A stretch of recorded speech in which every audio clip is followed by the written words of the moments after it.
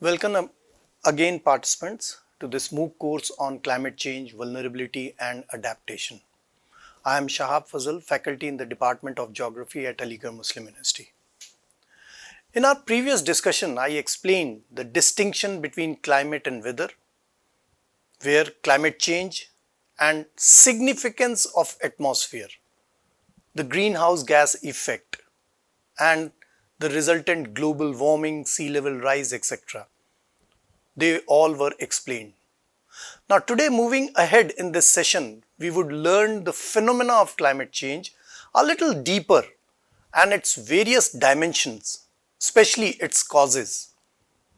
I would explain the concept of climatic variation and changes within the set of integrated natural features and processes known as Earth system. The nature of climate change is explained and the principal mechanisms that have caused climate change on Earth would be dealt in this particular session. The atmosphere is influenced by and also linked to other features of the Earth.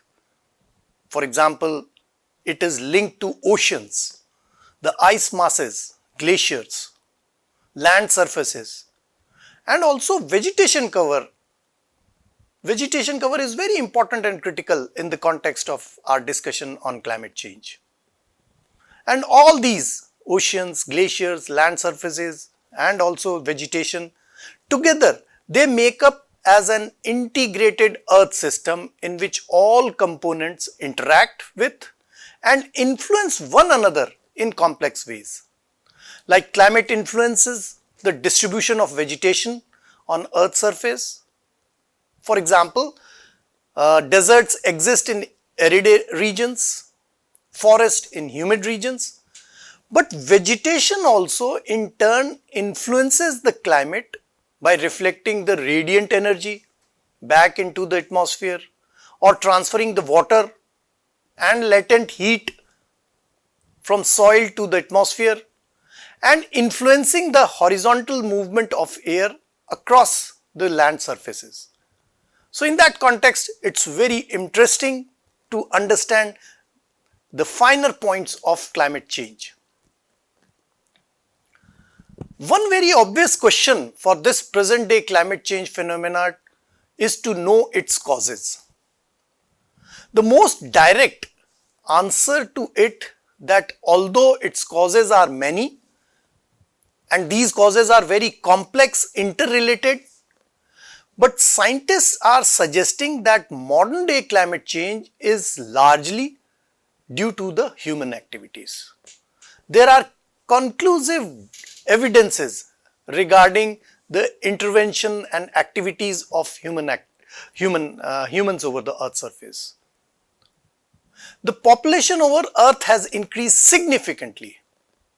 Not only that, their activities have also become more pronounced over the Earth's surface. So there are two things. One is the increase in population and another is their increased activities over the Earth's surface. Not only that, there is another dimension to it. With the commercial approach of performing these activities over the Earth, the approach of maximizing the outputs have also resulted in excessive emissions of carbon dioxide in the atmosphere by all these human activities. Now all this have resulted in intense greenhouse effect leading to global warming. Interestingly, the atmosphere is dominated by nitrogen and oxygen, which account for almost more than 90%. And the gases which we are discussing, which are causing the larger phenomena of climate change, more specifically the global warming, it is the greenhouse gases. Now interestingly, that the greenhouse gases share is only 0.43%, which is very small. And among the greenhouse gases, the carbon dioxide has only 0.41% of share in this entire atmosphere. So you just imagine the magnitude of impact of these greenhouse gases, because the scientists are suggesting that this phenomena of climate change is more because of excessive human activities resulting into excessive emissions of greenhouse gases. So this is one very important and critical point which you need to understand, and that I would try to explain in my lecture today. But the concentration of these greenhouse gases is increasing in the atmosphere by the human activities, as I am saying again and again. The human activities are resulting into more emission of these greenhouse gases. And you can see in this diagram, in this graph, that in the last 200 years, how the increases have been accelerated, and they are very substantial increases in the last 200 years. You can see in the right side of this graph, the rises are very sharply in the last 200 years. There are four major gases that contribute to the greenhouse effect. The first one and the most important is carbon dioxide. It is a vital component of the atmosphere, although its share, as I have said, that it is only 0.41% of the total atmosphere. But this carbon dioxide is released through natural processes also, which we have discussed in our earlier sessions.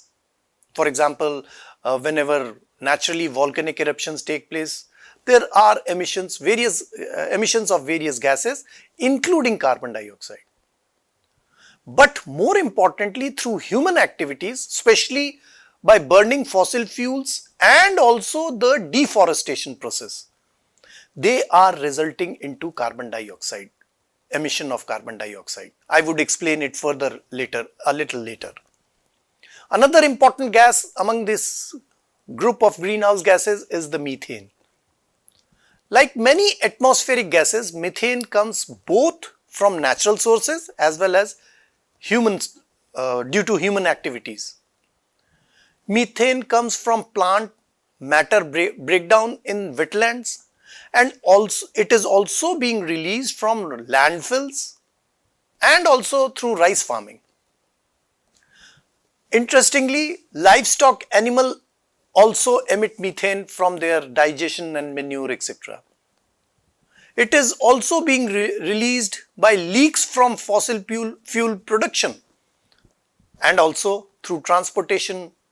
These are all major source of methane. And one more source of methane emission is the natural gas. They consist of about 70% of methane content in the natural gas, which human beings are using. Another important greenhouse gas is nitrous oxide. It is a potent greenhouse gas produced by farming practices. Nitrous oxide is released during the commercial and organic fertilizer production also, by their use also.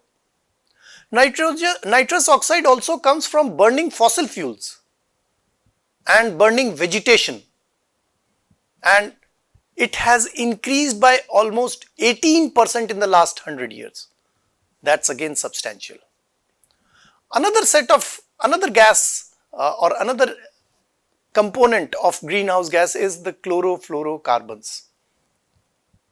These are not the gas but chemical compounds. Interestingly, they do not exist in the nature. So, they are entirely produced by industrial activity of human being. You all are familiar with this term. They are used as refrigerators, solvents. Solvent means a substance that dissolves other into it, and spray can propellants.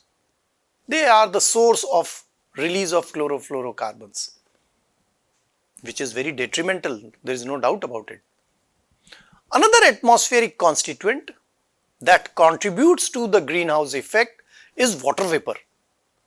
Now, water vapor is the most abundant greenhouse element, but because the warming ocean increases the amount of the water vapor in our atmosphere,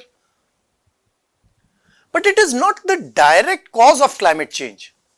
But if I can explain further, you see, we know that the global warming process, it has resulted into the increase of atmospheric temperature. Now, when the atmospheric temperature has increased, it also results into more absorption of, or it increases the capacity of atmosphere to absorb more moisture, and that adds water vapor in the atmosphere. This property of atmosphere, by increase in temperature, it has more capacity to absorb more moisture. So, when we are talking about water vapor, it is not directly the cause of greenhouse gases, but it results into erratic behavior of weather elements. So, in that context, water vapor is also important and integral part of the climate change. Now, significantly, one interesting fact is that on what basis we can say that human activities have become more pronounced over the Earth's surface. First thing is that the population is increasing. It has increased substantially in the last 100 years. It has from 1 billion, 1.2 billion to we are now more than 8 billion people over the Earth's surface. So, the number of people has increased over the Earth's surface. Their activities have become more intense. And because of that, only in the last 30 years, there has been 45% increase in these trace gases and making it critical for global warming, ultimately to the climate change phenomena. Now, interesting fact is that I have highlighted that the share of greenhouse gas is only 0.43%, carbon dioxide only 0.41%. So, despite of this minor share, their rapid increase is a cause of concern in the context of climate change. There is another dimension to this argument of the influence of climate change on influence of these greenhouse gases on climate change. I am putting before you that you need to understand that the share of these gases are not significant, but they are critical for this phenomena. The issue is not only about their increase, but the greenhouse gases have long presence in the atmosphere.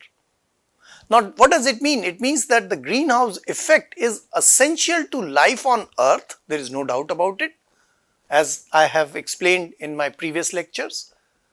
But human induced emissions in the atmosphere are trapping and slowing the heat loss to the space, and that way they are maintaining the temperature around the Earth, and it is increasing. These 5 key greenhouse gases are carbon dioxide, nitrous oxide, methane, chlorofluorocarbons, and also, as I have mentioned in my last slide, about the water vapor.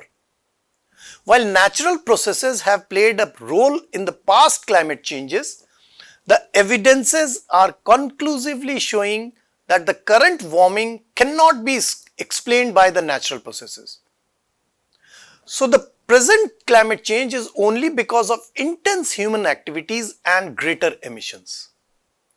Along with that, as I am saying, I am showing this slide that these gases have long presence in the atmosphere. So, once the emission is being made, it remain in the atmosphere for long period. For example, carbon dioxide is remaining there for 150 years to 200 years. That's substantial.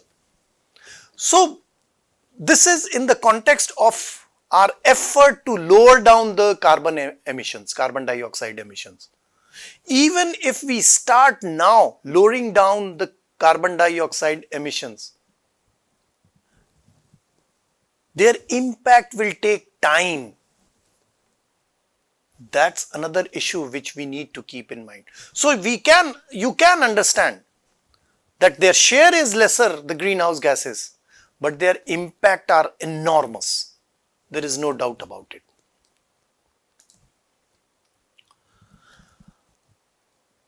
So the increase in greenhouse gases are warming the planet, there is no doubt about it.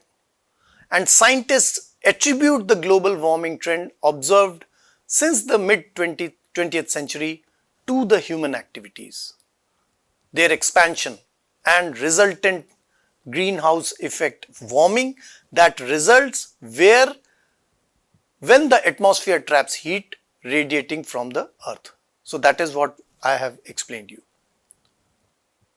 Life on earth depends on energy coming from the sun. And interestingly, about half the light energy reaches up to the earth's atmosphere. It passes through the earth's atmosphere, reach up to the surface where it is absorbed and then re-radiated in the form of terrestrial heat, which is being trapped by these greenhouse gases. And about 90% of this heat is then absorbed by greenhouse gases, slowing the heat loss to the space, the natural heat loss to the space. And that phenomena is resulting into the global warming.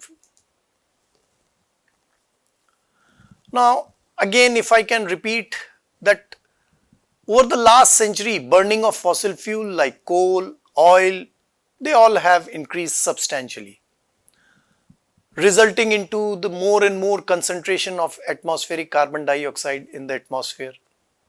This increase happens because the coal or oil burning process combines carbon with oxygen in the air to make carbon dioxide.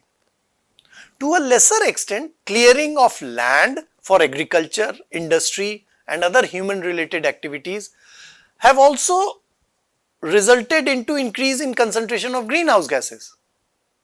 This along with decrease in natural carbon sinks, as I have said that there have been intense human activities, so we require more land surface, we require more geographical space, so we cut down the natural vegetation. So when I say that there is decrease in natural carbon sinks due to deforestation and also loss of water bodies, they all are contributing to this phenomena of climate change. The deforestation and loss of water bodies, these are natural carbon sinks which are diminishing over the earth's surface. Very rapidly their share is decreasing, their areal extent is decreasing. Now another interesting aspect and dimension of this argument. The evidences shows that current global warming cannot be explained by solar irradiance, because one reason for earlier climate change is attributed to the solar irradiance. This graph compares global surface temperature changes, the red line, and the sun's energy that earth receives, that is being represented in yellow line. The data is from 1880. The lighter and thinner lines show the yearly level, while the heavier and thicker lines show the 11-year average trends. 11-year averages are used to reduce the year-to-year natural noise in the data, the minor fluctuations in the data, and reflecting the trends more prominently. So scientists use a metric called total solar irradiance, TSI, to measure the changes in energy the earth receives from the sun. And the TSI, total solar irradiance, incorporates the 11-year solar cycle also, the solar flares and storms from the sun's surface, the variation among them. The studies shows that solar variability has played a role in the past climate changes. For example, a decrease in solar activity coupled with increased volcanic activity that helped trigger the Little Ice Age. But present warming is all human induced. So, we cannot explain this rise from solar irradiance. That means that it is more human induced. It is very scientifically proved that the modern day climate change is not by natural forces, but it is more by human activities. And I am trying to portray all the evidences and all the arguments which are in favor of support of the influence of human activities over the Earth's surface. So, the major cause of climate change, again I would say, is the burning of fossil fuels. Burning fossil fuels releases carbon dioxide and also other greenhouse gases into the atmosphere. Interesting data, it suggests that at the time of industrial revolution in 18th century, the carbon dioxide concentration was somewhere around 280 particles per million, 280 ppm in the atmosphere. Now, can you imagine, presently it is increased to 423 ppm particles per million. That's substantial increase, and it is all due to the human activities after the industrial revolution. Although the burning of fossil fuel is the main cause of climate change, there are other contributing factors also. If I can highlight some of them, and I will try to explain as to in what way they are contributing to the this climate change phenomena. The first one, I would say, the deforestation, the process of deforestation.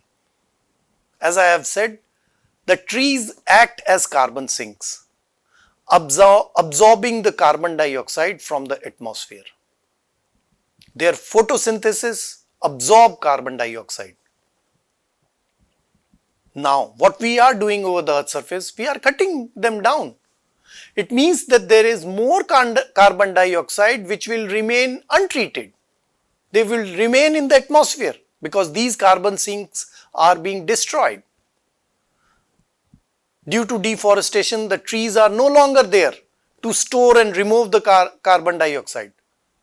Not only that, we are further burning them. The forests and the wood is being burned for different purposes by the human being. So, on one hand the carbon sinks are decreasing, and on the other hand we are releasing more carbon dioxide which they can absorb, because by burning the carbon they store, they are pushed into the atmosphere. That means there is release of stored carbon in the woods, in the forest, in the trees. So, the destruction or burning of forest both releases the carbon stored in the trees back into the atmosphere. So, release of stored carbon due to their burning is also one very important reason, cause of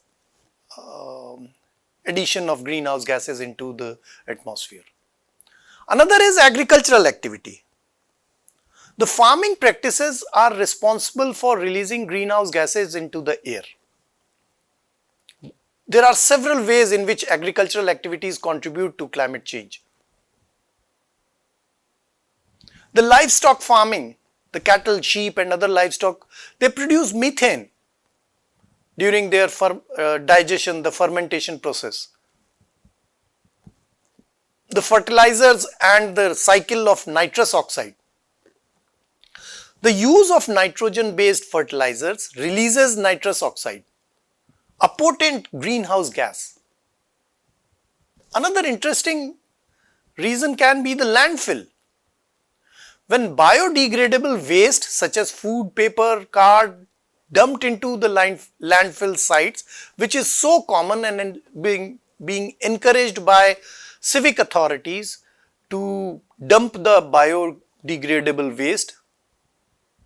It also releases methane into the atmosphere. So you see, that is how we are adding more. We all know that the amount of garbage, biodegradable waste every urban settlements are producing, and even all the settlements they are producing, and they are being dumped into the landfill, and it releases methane gas. Another is transportation. The car, trucks, plane, aeroplanes, ships, they all rely on gasoline, diesel, jet fuel, and with the amount of vehicles we are using over the earth's surface, the emissions are significantly high. Then much talked about industrial contribution to greenhouse gases. The industrial processes produce gases like carbon dioxide, carbon monoxide, hydrochlorofluorocarbons, perfluorocarbons, PFCs, sulfur hexafluoride, which are all potent greenhouse gases. We all know that how and at what rate the industrialization process, which started in Europe and developed world, now it has spread to the less developed countries also. So the amount of gases which are added, the amount of emissions which are added to the greenhouse gases are significantly high. I can also bring in my discussion the urbanization and growing emissions also. We all know that on one side the population has increased, but more and more population in the world, they are living among the urban settlements. So this urbanization process is very pronounced over the earth. More than 50% of the total population of 8 billion people, 4 billion people live in urban areas across the globe. We all know that these urban people, urban population, they are more resource consuming. They put more demand for electricity, heating, cooling and transportation. That means what? That means that the emission level would remain very high due to this urbanization process also. Not only that, urban areas consume over 75% of global energy and produce majority of carbon dioxide emissions. So that statistics again substantiate my argument. One last important element of atmosphere, which is very important and critical for this climate change phenomena. The aerosols, which are microscopic particles suspended in the atmosphere. It is again by human activities, especially construction and industrial activity. They also play an important role by trapping the heat in the atmosphere, these aerosols. So to conclude the climate variability, I would say that the role of interaction and relation among the various components of Earth system is very important. These interrelations involve different components that operate at different rates and timescales. Ice sheets, sea ice, terrestrial vegetation, ocean temperatures, weathering rates, ocean circulation and greenhouse gas concentration all are influenced either directly or indirectly by the atmosphere and also by human activities. They also all interact with the atmosphere, influence it significant and in a very complex manner. For example, different forms and densities of vegetation on the land surface influence the albedo or reflectivity of Earth's surface energy, thus affecting the overall radiation budget at local level or at regional scales. At the same time, the transfer of water molecules from soil to the atmosphere is mediated by vegetation, both directly from transpiration through plants' stomata and indirectly also from shading and the temperature influence on direct evaporation from soil, etc. This regulation of latent heat flux by vegetation can influence climate at local level or at also global scales. The result is the changes in vegetation which are partially controlled by climate in turn influence the climate system. You see, it's the relationship which I am trying to highlight.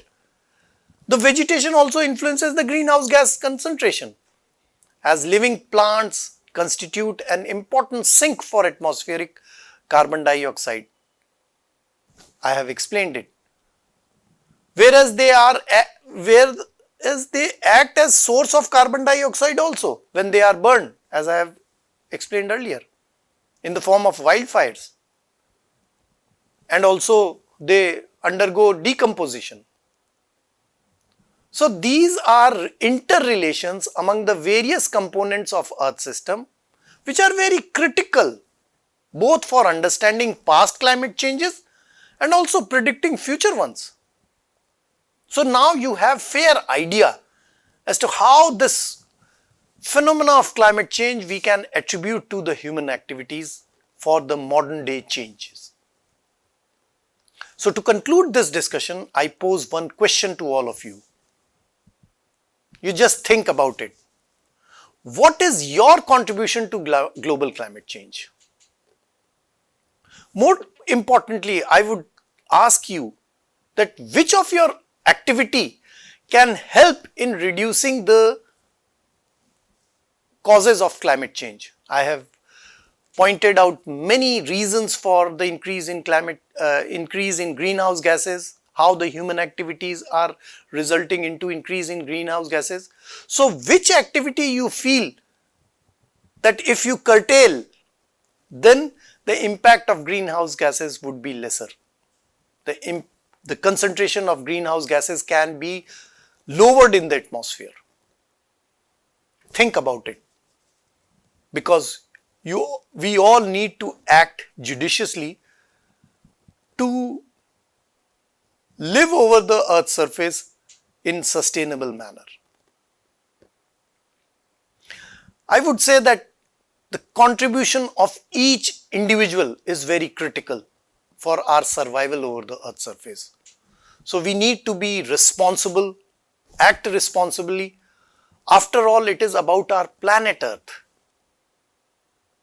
So think about it, and we would continue to discuss this phenomena of climate change. I'll stop here. Thank you and happy learning.